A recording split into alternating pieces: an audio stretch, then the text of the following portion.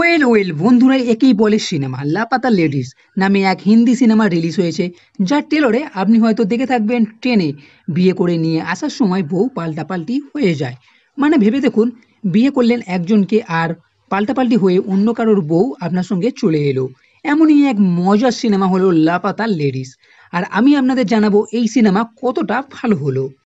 তো এই সিনেমা আমির খান প্রোডাকশনে বানানো সিনেমা।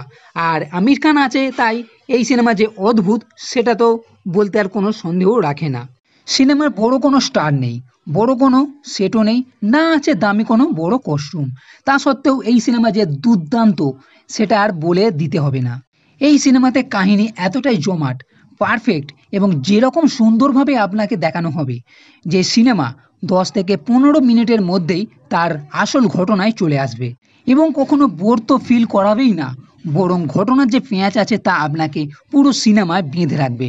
শুধু তাই নয়, এই সিনেমার মধ্যে কিছু সামাজিক বার্তাও দেওয়া হয়েছে এবং এমন সহজ সরলভাবে আপনাকে বোঝানো হবে যে সেটা আপনি গ্রহণও করবেন। এই সিনেমার একটা জিনিস ভালো লেগেছে যে সব ক্যারেক্টারটাই কিন্তু এখানে গুরুত্বপূর্ণ।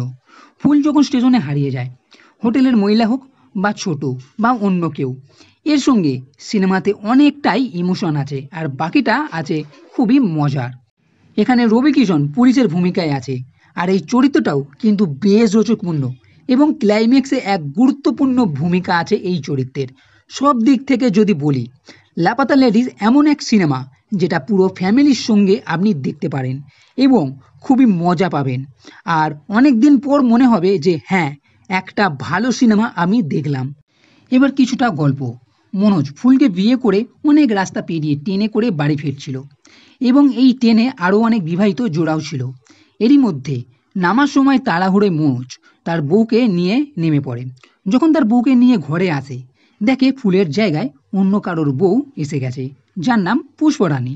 এরপর মনোজ পুলিশ স্টেশনে রিপোর্ট লেখায় এবং পুষ্পরানী, যার স্বামী ছিল দীপক, সেও তার ওই জায়গায় রিপোর্ট লেখায়। এদিকে ফুল অন্য স্টেশনে নামে এবং খাবার তৈরি করে এক মহিলার কাছে আশ্রয় নেয়। এদিকে যে পুষ্পরানী আছে সে কিছুটা রহস্যময়, বেশ কিছু এখানে টুইস্টও আছে। সবাই সবাইকে খুঁজছে, শেষ পর্যন্ত মনোজ তার ফুলকে কিভাবে খুঁজে পাবে, পুষ্পরানীর বা কী হবে। শেষে এক জমাটপূর্ণ ক্লাইম্যাক্স আছে, যার জন্য এই সিনেমা আপনাকে দেখতে হবে এবং গ্যারেন্টির সঙ্গে বলতে পারি এই সিনেমা আপনার দুগুণ ভালো লাগবে। তাই রেটিংয়ের দিক থেকে যদি বলেন তাহলে আমি দেবো লাপাতা লেডিসকে 4টে স্টার। তো বন্ধুরা, এই ভিডিও যদি ভালো লেগে থাকে তাহলে লাইক করো, কমেন্ট করো, শেয়ার করো আর এই চ্যানেলটির সাথে করতে কখনোই ভুলবে না। এই ভিডিও দেখার জন্য ধন্যবাদ।